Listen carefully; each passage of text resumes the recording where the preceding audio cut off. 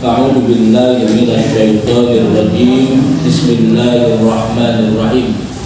Inna a'tainakal kautsar fasholli li rabbika wanhar. Inna syani'aka huwal abtar. Shadaqallahul adzim.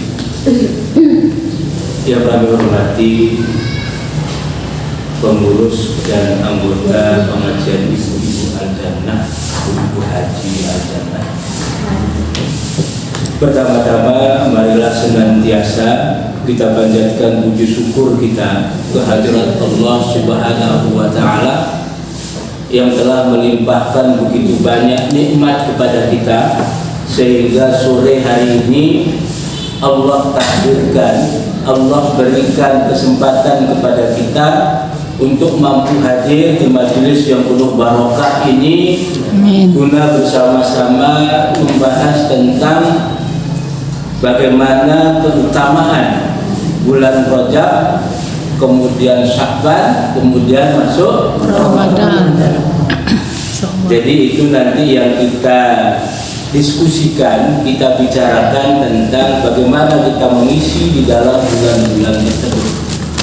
Salawat ma'assalam semoga senantiasa tetap tercurahkan kepada junjungan kita Nabi Muhammad Sallallahu Alaihi Wasallam yang telah membimbing kita, mengenalkan kita kepada satu jalan yang insya Allah kalau kita ikut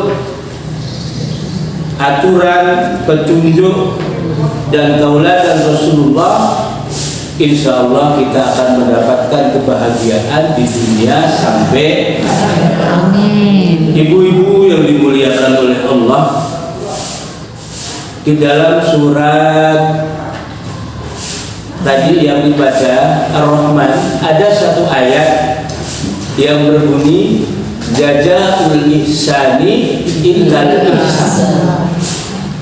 Jadi ini balasan kebaikan itu, katanya Allah, pasti tidak lain adalah kebaikan.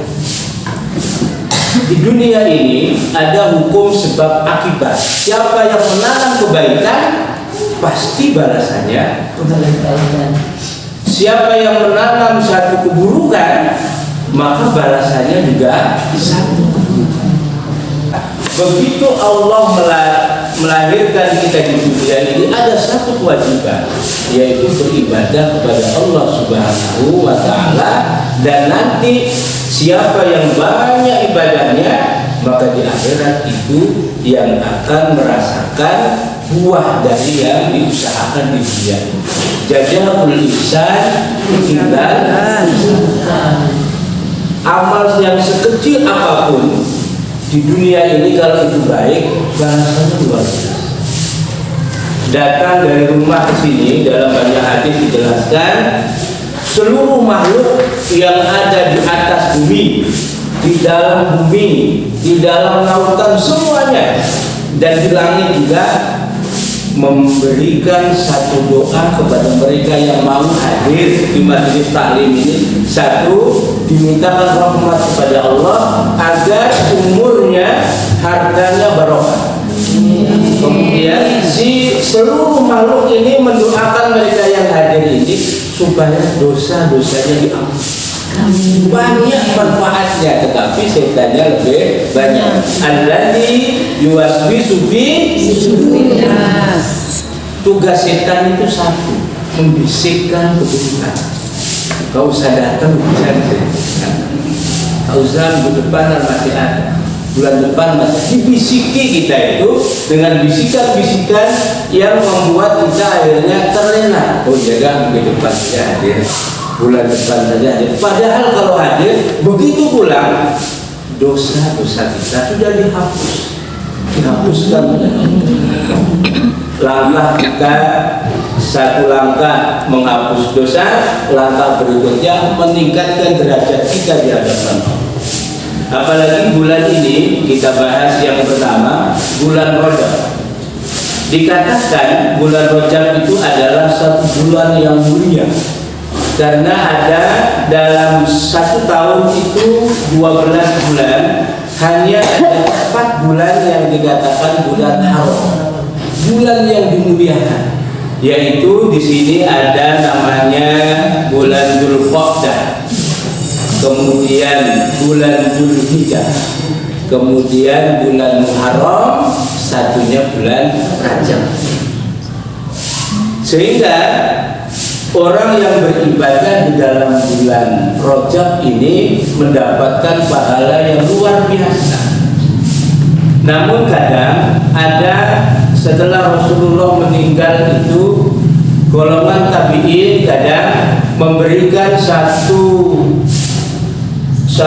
pelajaran kepada kita, karena bulan ini bulan yang sangat mulia, maka ada yang mengatakan kalau puasa 1 hari saja nanti pahalanya akan diampuni dosanya sekian tahun. 2 tahun. Puasa 2 hari, 3 hari, 5 hari. Ternyata itu hadis-hadis yang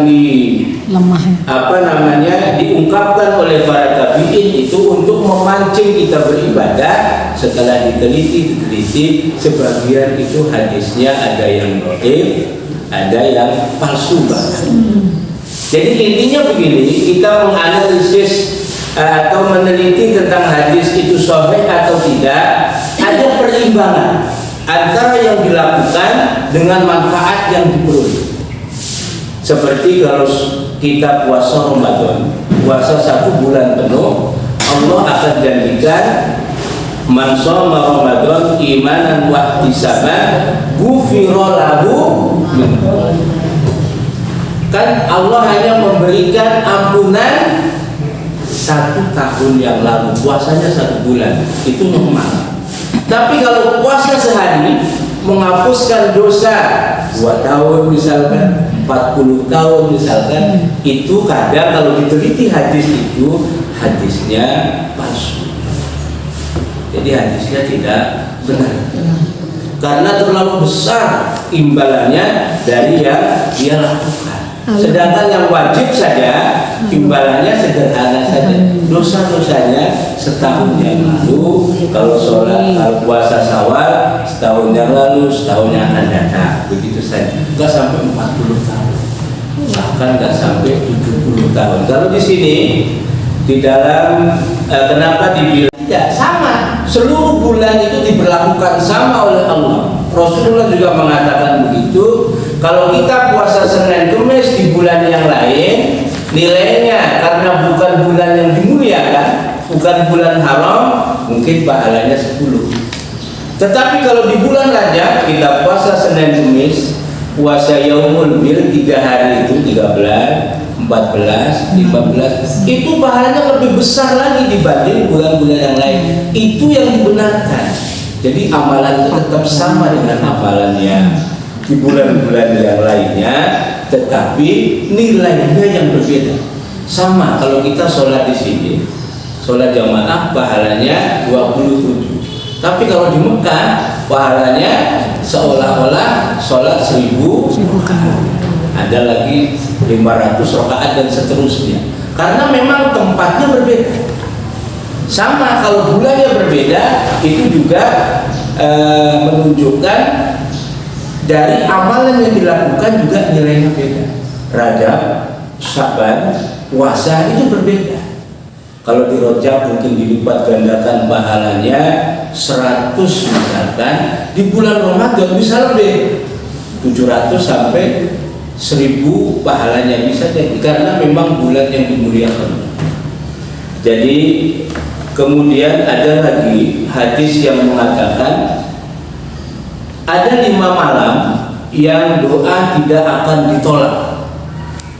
Awal malam pada bulan Rajab tanggal 1 kemarin malamnya, malam nisfu Syaban, nanti setelah Rajab ada nisfu Syaban. Kemudian malam Jumat, malam Idul Fitri, dan malam hari raya Kurban. Nah, setelah diteliti hadis ini, siapa sih yang meriwayatkan? Dari siapa sih hadis ini? Ternyata kesimpulan dari para ulama hadis itu mengatakan hadis ini statusnya maudhu, hadis palsu. Padahal kelihatannya bagus ini kan. malam pertama bulan Rajab, tengah-tengah bulan Saban, malam Jumat, malam Idul Fitri, malam Idul Kurban. Kalau berdoa saat itu akan dikabulkan oleh Allah. Kata-kata akan dikabulkan itulah yang tidak dikatakan oleh Rasulullah. Karena tidak ada yang tahu kapan doa itu dikabulkan, tidak ada yang bisa memastikan. Kalau ini bunyinya tidak akan ditolak, berarti kan dikabulkan. Itu yang membuat bahwa bunyi hadis itu tidak bisa diterima karena memastikan. Jadi kadang kita harus teliti juga ini hadisnya sahih apa tidak. Jadi ini memicu kita nanti milih-milih berdoanya. Malam Jumat saja berdoa, padahal mungkin malam Senin, malam Selasa, malam Rabu itu makbul kalau kita mohon kepada Allah. Agar kita tidak berpatokan pada ini saja. Setiap hari kita berdoa, karena tidak tahu hari yang mana Allah kabulkan doa-doa kita. Nggak boleh berhenti kita berdoa. Namanya berzikir itu kapan kita sampai ahli sufi, setiap dia mengembuskan narik nafas itu dia membaca zikir Allah, menghirup kemudian keluarkan Allah. Jadi keluar masuknya itu dia membaca zikir. Sampai Rasulullah itu selama dia bernapas, Rasulullah bernapas dia terus berzikir. Berhenti berzikir itu masuk kamar mandi untuk buang hajat baru berhenti. Sehingga begitu Rasulullah keluar doanya ghufrana, itu Rasulullah berdoa. Ya Allah, ampunilah saya karena tadi tidak berzikir. Jadi setiap hari, setiap saat Rasulullah terus ingat kepada Allah, kecuali kamar mandi. Sehingga begitu keluar minta ampun kepada Allah. Rasulullah ini. Kadang kita tidak di kamar mandi masih ubah juga padahal satu zikir itu subhanallah walhamdulillah wala ilaha illallah wallahu akbar, enggak sampai 1 menit, 3 detik mungkin. 1 detik. Rasulullah mengatakan barang siapa membaca itu sekali saja, maka timbangan di akhirat itu akan lebih berat dari gunung Uhud. Jadi orang yang senang membaca zikir itu jaminannya sudah surga. Tetapi kadang membaca sekali itu aja lupa lupa, nggak inget baca. Selesai sholat saja kadang kita lupa sudah. Astagfirullahaladzim, menghapuskan dosa sekali saja. Tapi mengucapkan istighfar itu berat. Kecuali bagi orang-orang yang ikhlas, yang hatinya ini selalu bersih, selalu berzikir. Zikir yang paling utama, yang paling bisa menghapuskan kekotoran hati itu adalah Al-Quran. Yang paling utama di antara zikir yang paling baik itu adalah membaca Al-Quran. Biasanya ibu-ibu yang sudah umurnya 50 tahun ke atas banyak hafalannya. Yasin hafal, kemudian Ar-Rahman hafal, Al-Waqiah kadang sudah hafal. Tiap hari. Jadi amalannya itu mbah-mbah kita dulu. Kalau saya masih kecil itu ketemu ke rumahnya mbah, pasti yang dibaca itu hafal. Yasin, terus Al-Kahfi, kadang Al-Waqiah, Al-Mulk, itu udah berulang-ulang. Karena beliaunya baca Al-Quran nggak bisa. Yang dia bisa hafalan terus ulang-ulang sampai mudah-mudahan kita ini belum ada waktu terlambat untuk belajar Al-Quran. Yang belum fasih baca Al-Quran, ada satu metode kalau mau belajar Iqra itu, bagi kita yang sudah berpendidikan tinggi, Iqra itu dari nol belum bisa baca Al-Quran sama sekali. Kalau pakai metode itu paling lambat 2 bulan sudah bisa Al-Quran. Jadi bisa sehari itu 10 menit, 15 menit, 2 bulan sudah bisa. Tapi kalau anak-anak karena ngajinya 5 menit, itu perlu waktu setengah tahun atau 1 tahun lah, baru bisa Al-Quran. Karena ngajinya sedikit-sedikit. Kalau kita yang fokus, 3 bulan sudah bisa baca Al-Quran, fasih bacanya. Kalau metode Iqra-nya itu benar-benar kita. Jadi itu beberapa amalan bulan Rajab bulan yang agung, tidak ada amalan khusus, tidak ada.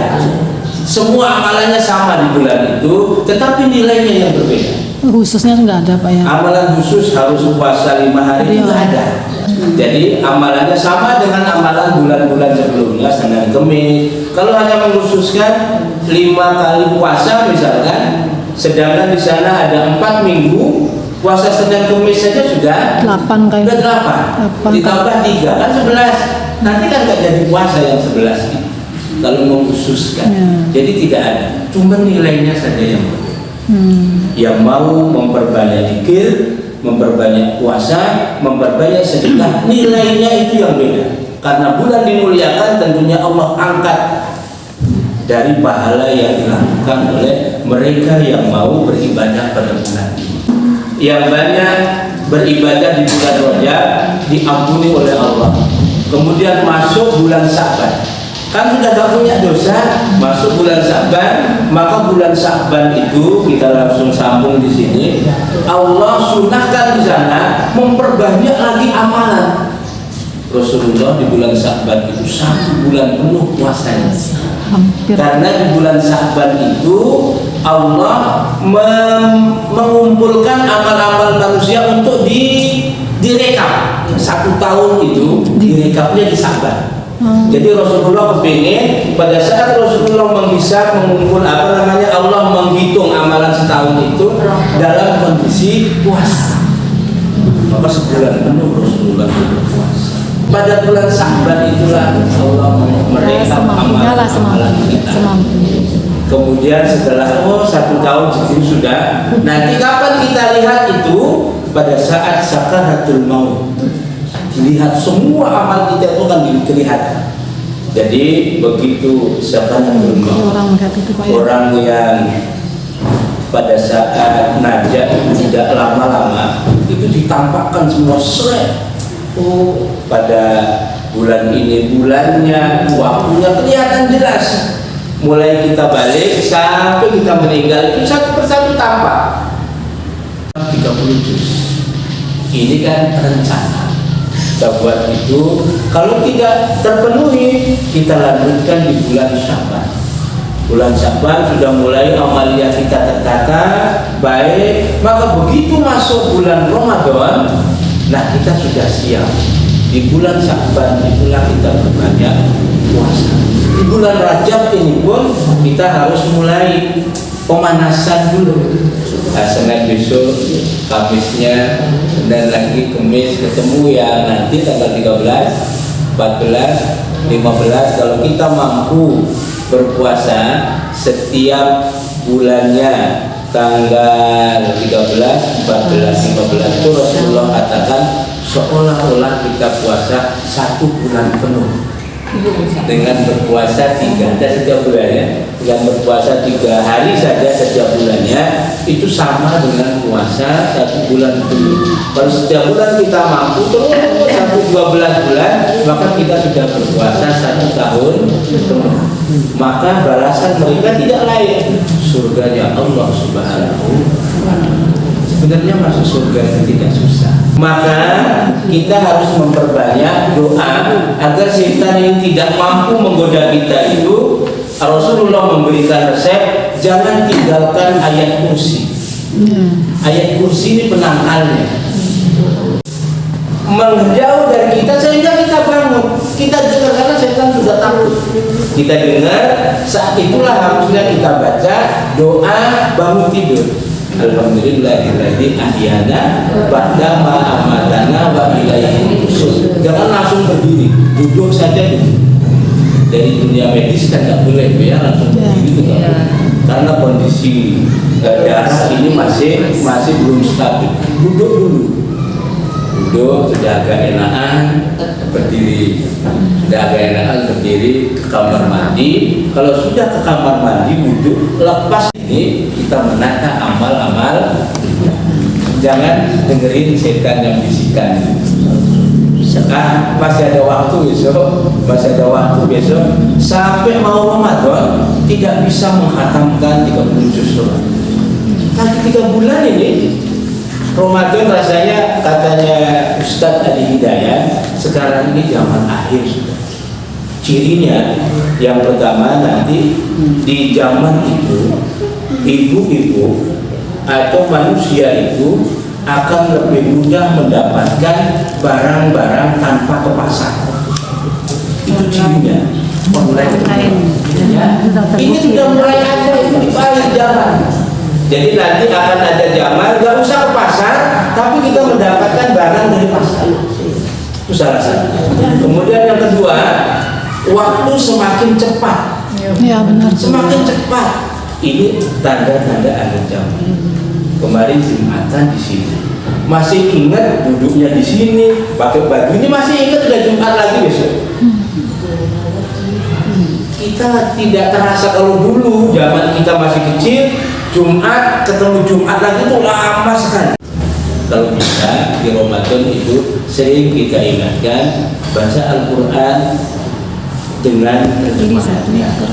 Bermudah Allah. Kita dan memaksimalkan apa yang kita lakukan ini, mudah-mudahan nilainya dinikmati. Dan mari kita langsung berdoa ya. Mudah-mudahan Allah rahmati di bulan ini, kemudian disampaikan sampai bulan Syaban dan bulan Ramadan. Bi barakatil Fatihah.